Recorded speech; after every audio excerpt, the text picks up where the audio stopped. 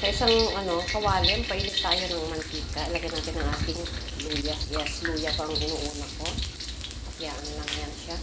Pulo natin yung ating langka para madali na lang lutuin kasi lumabas ang bawang. Pakyaan lang din. Tapos, itunod ang sibuyas. Ahos. Yung sili guys, hindi ko na pinakita ha kasi hindi ko siya mahawakan.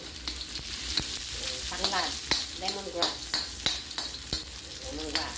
Para po maanghang ating ilalagay ng ating sili. Isa mo siya. Diba? Yan. Next is the langka na pinakulo natin.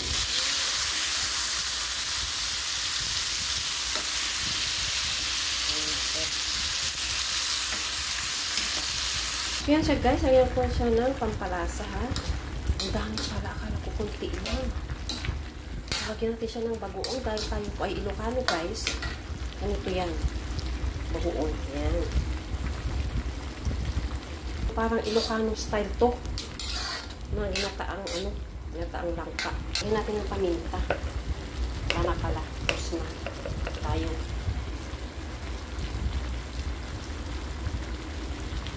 Lagyan na natin ang ating gata.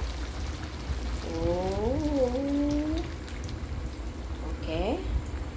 Hayaan natin siyang kumulo, guys. Tignan nyo siya, guys. Ang sarap. Tunog pa lang, guys, ng ating langka ay masarap na. So, ano pa nga ba kung lagay pa natin yung ating hipon at ang bango po. As in, mabango. Wow. Mekos-mekos. Mekos lang. Haluin natin ng konti.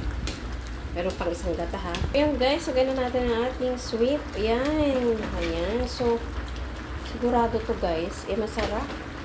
Kasi nga, sariwa din po itong ating hipon. Yan. Yan. Oh, dami. Yan. Hello. Wow. Yung sili guys. Yan. So, ano pang nga bang inaantay ninyo dyan? Lapit na tayong kain ng ginataang langka. And the final gata guys. This is it. Ito yung ating cream na ang sarap guys. So, patutuyuan na lang natin siya. As in, ang sarap guys. Grabe, ang sarap guys. Patutuyuan na lang natin. Lagyan din po natin siya ng suka guys ha. Ayan, lagyan natin siya ng suka.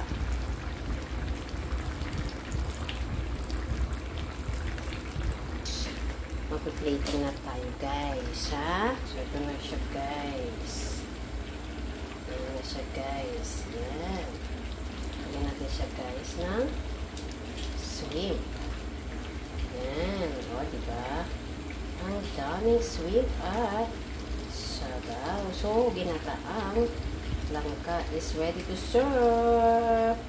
Bye bye bye.